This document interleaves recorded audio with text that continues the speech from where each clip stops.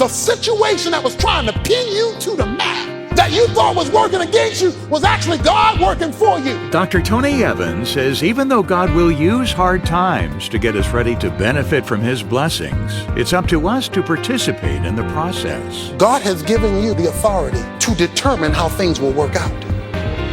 This is The Alternative Broadcast, featuring the timeless biblical teachings from the archives of Dr. Tony Evans. There's an old saying, cheaters never prosper. But today, Dr. Evans tells us about one cheater who did prosper, once God took him through a process of challenge, change, and growth. Let's turn to Genesis chapter 32 as he begins. What you and I are witnessing today is not a lost generation. What we're witnessing today is the product of a lost generation. What we're witnessing is the transference of a curse rather than the transference of the blessing. Today I want to talk to you, primarily men, but it will apply to all of us in various ways, about one such man who wanted to turn a curse into a blessing. In the Bible, in the Old Testament, when the Bible talks about passing on the blessing, this naming and determining the future, it would talk about God's covenant with his people, and God would say, I am the God of Abraham, Isaac, and Jacob. Those three would always be patched together because that covered grandfather, father, grandson. I want to talk to you about Jacob. We find that Isaac had two sons. One son was Esau and the other son was Jacob. The word Jacob, the name Jacob, means trickster. He was a trickster. He was a shyster.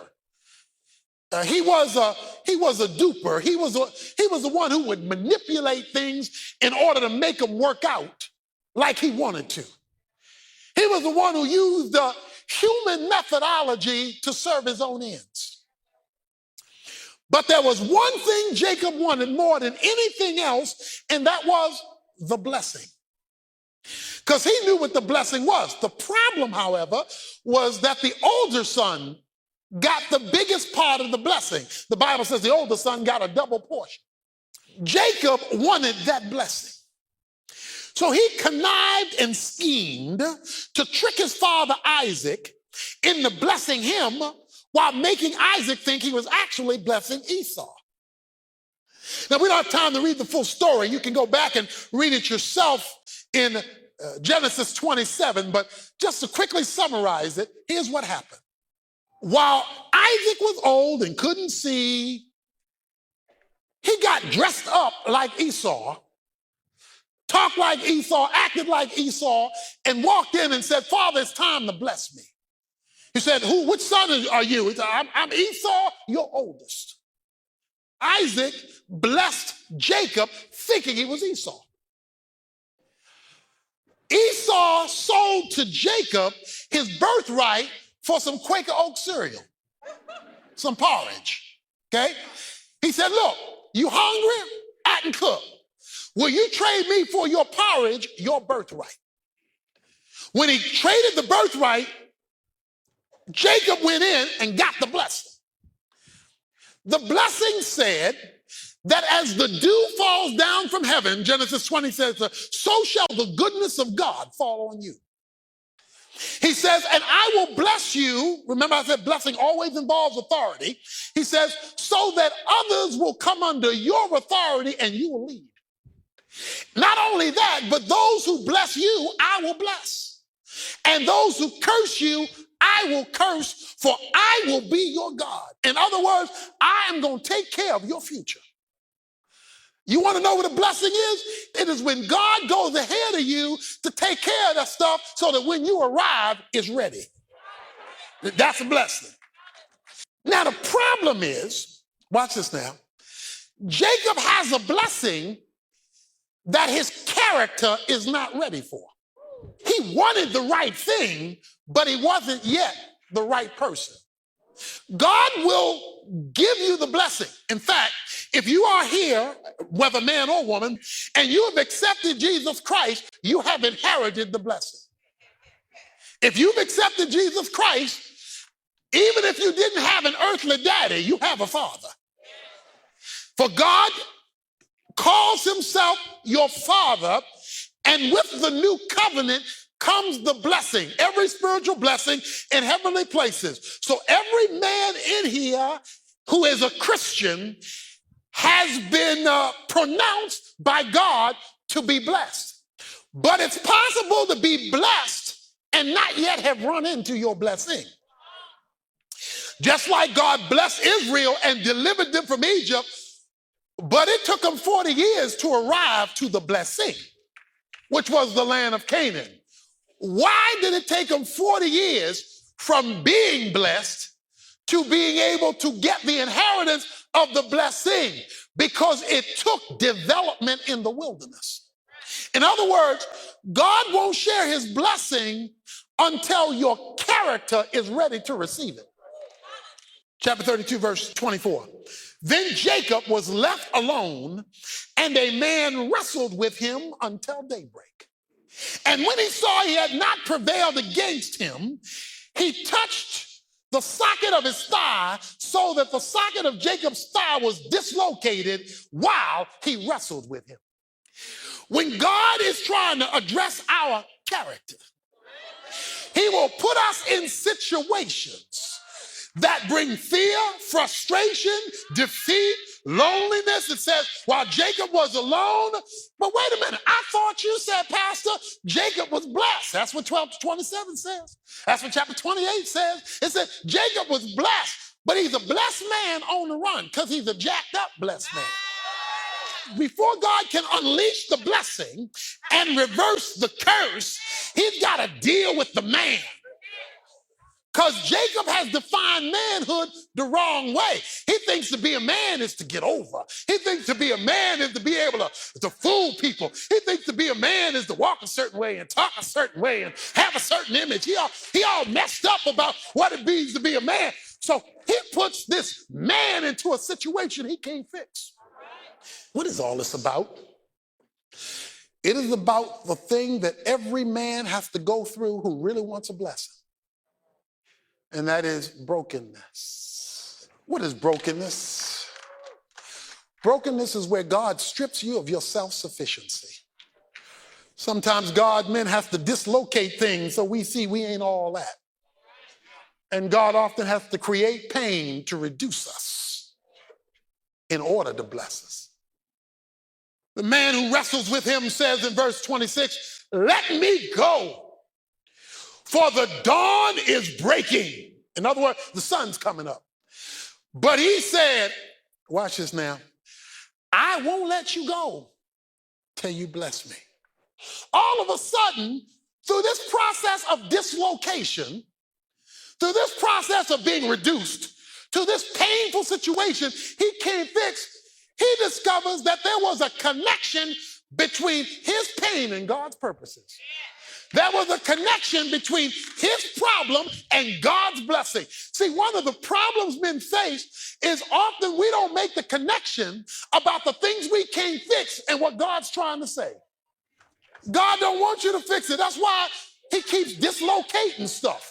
And every time you think it's connected, he disconnects it. And every time you think it's fixed, he re-breaks it. And every time you think you've gotten through the situation, something else goes wrong. And every time you think things are right on the job, somebody else goes off on you. And the certain time you think that everything's going to be all right, somebody else throws something at you. And you go year after year without making the connection. That is God dislocating stuff. See, one of our problems is we mistake the hand of God for the hand of man because we don't make the connection.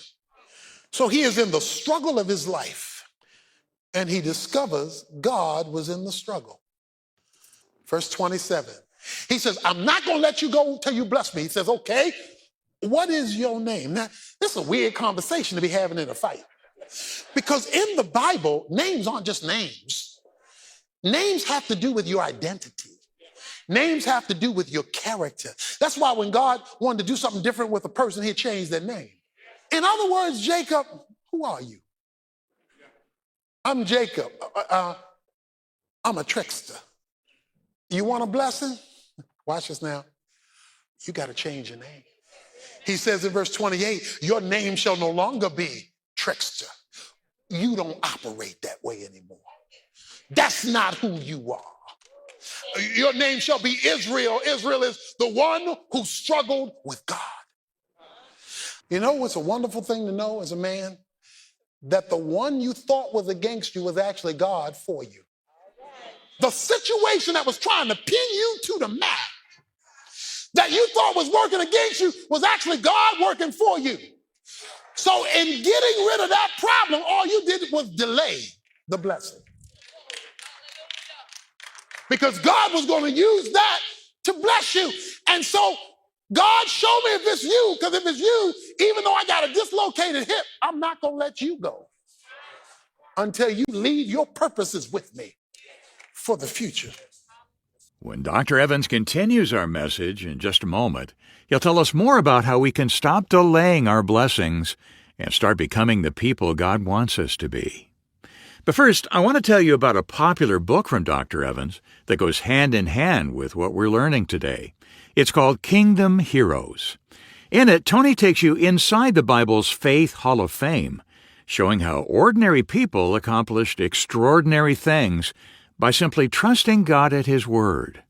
It's a powerful reminder that your past doesn't disqualify you from God's blessings, and your future isn't limited by your failures.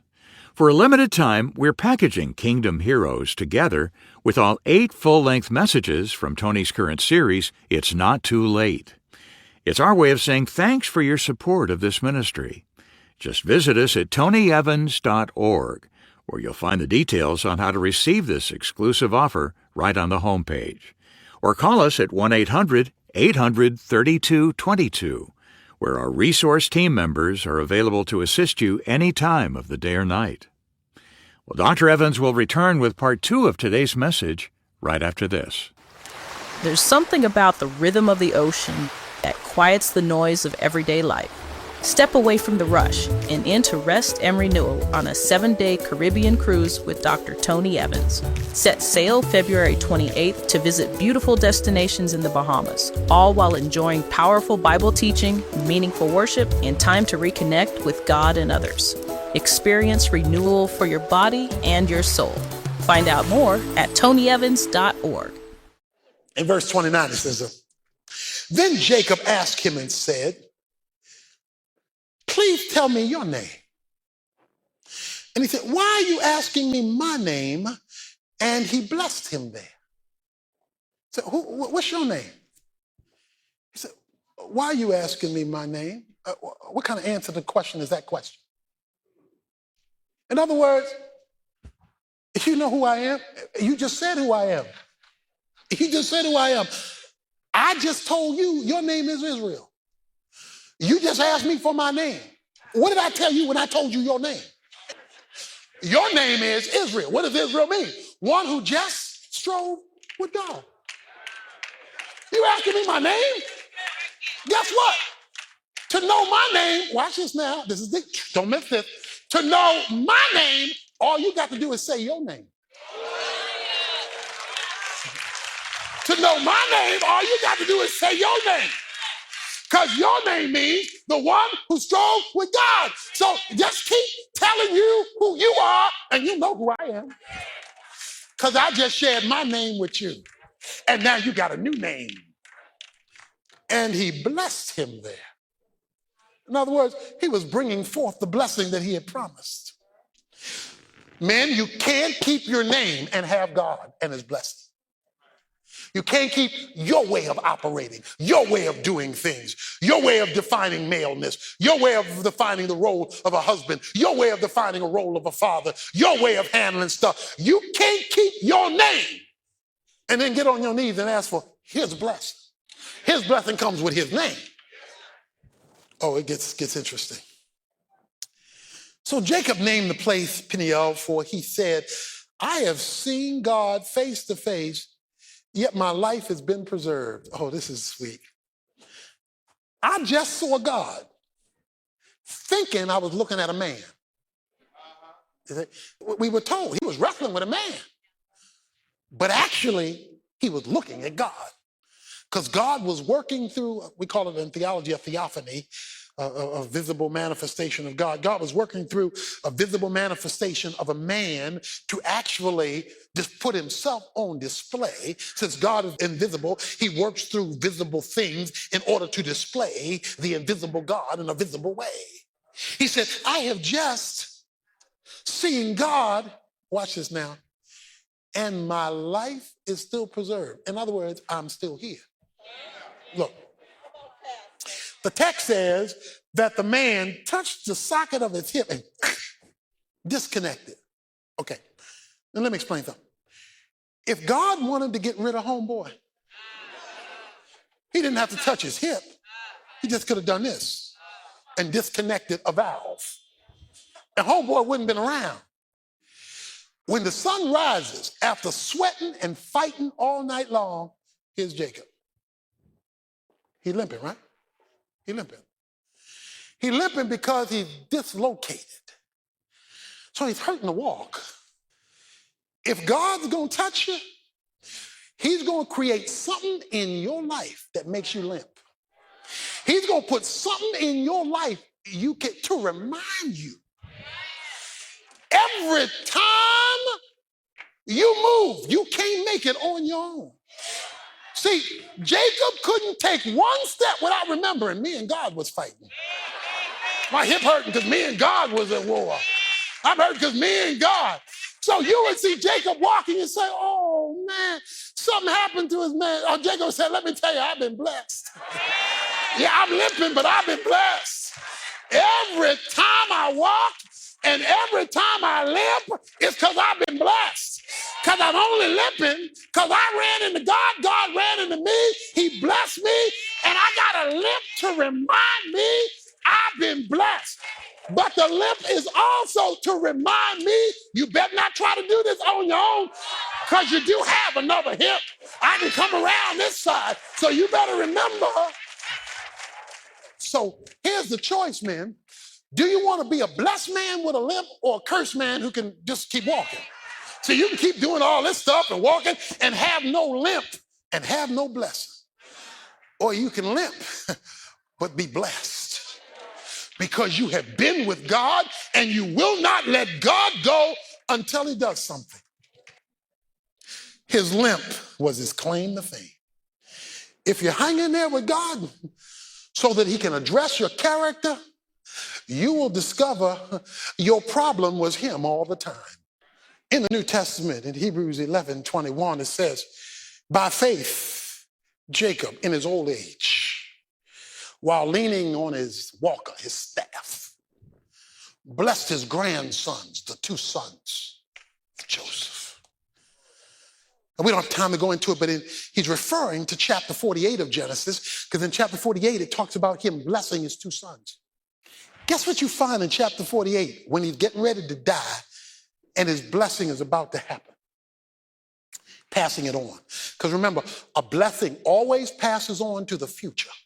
It always involves a legacy. It always involves the transfer of divine favor. See, that's why a lot of this stuff on the prosperity theology is unbiblical. It's unbiblical because it talks about blessing me.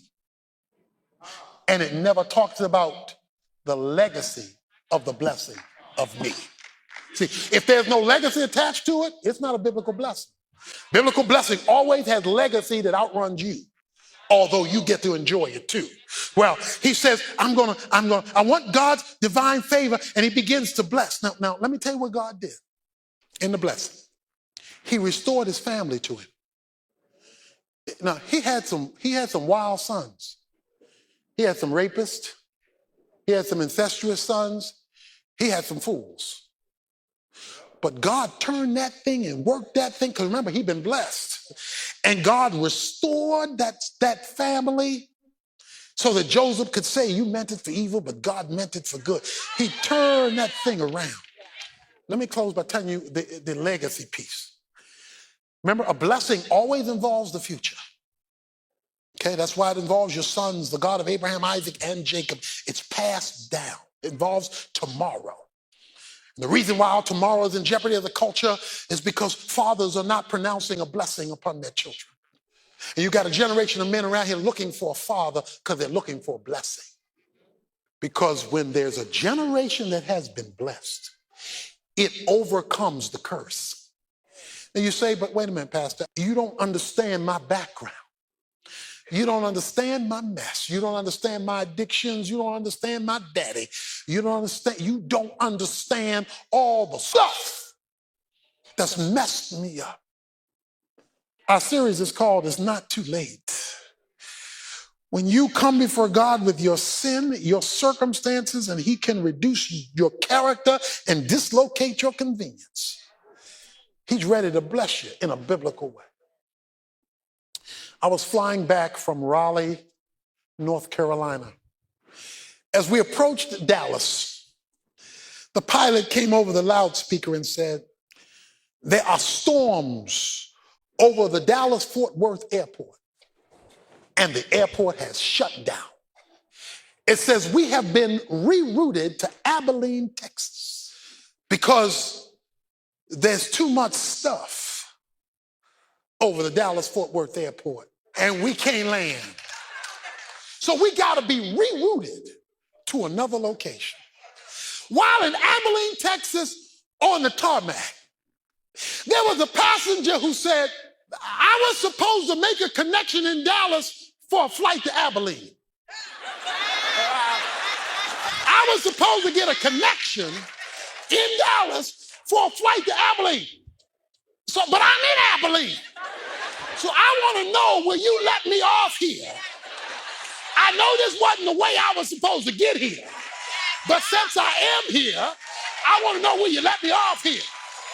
I looked out the window, and here's this passenger with their two babies getting off of the back of the plane, walking to the terminal because they were home.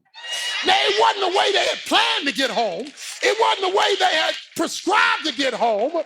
But due to our diversion, because there was so much mess in the air, something got turned away that took them. God is so good.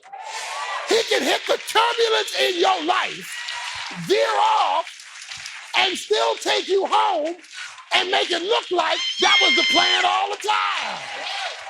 God is able to take it, turn it, twist it, and use it, and still get you home in your old age. I want you to know it's not too late. I want you to know that God can take a mess and make a miracle. He can hit a bullseye with a crooked stick. Right now, where you are, change your name. Dr. Tony Evans, explaining how God used a deceiver like Jacob and how he can use us, too. Today's message is part of Tony's encouraging series, It's Not Too Late. And all 8 full-length lessons are available as our thank you gift when you support this ministry. And right now, for a limited time, that collection also includes Dr. Evans' popular book, Kingdom Heroes. Together, these resources will help you see how faith in God can turn even difficult chapters into meaningful new beginnings. You can make your donation online and get information on these and any of our other resources just by visiting tonyevans.org. That's tonyevans.org. Or call 1-800-800-3222, where team members are standing by to help with your request day and night. That's 1-800-800-3222. And one final note, outside the pulpit, you can hear Dr. Evans bringing biblical insight into conversations with special guests on his Unbound podcast. You can listen anytime on his YouTube channel or on your favorite podcast platform. When everything around you is falling apart, will you follow the crowd or follow the kingdom? That's the question Dr. Evans addresses tomorrow as he takes a look at a less than perfect lady who God turned into a role model for faith. I hope you'll join us.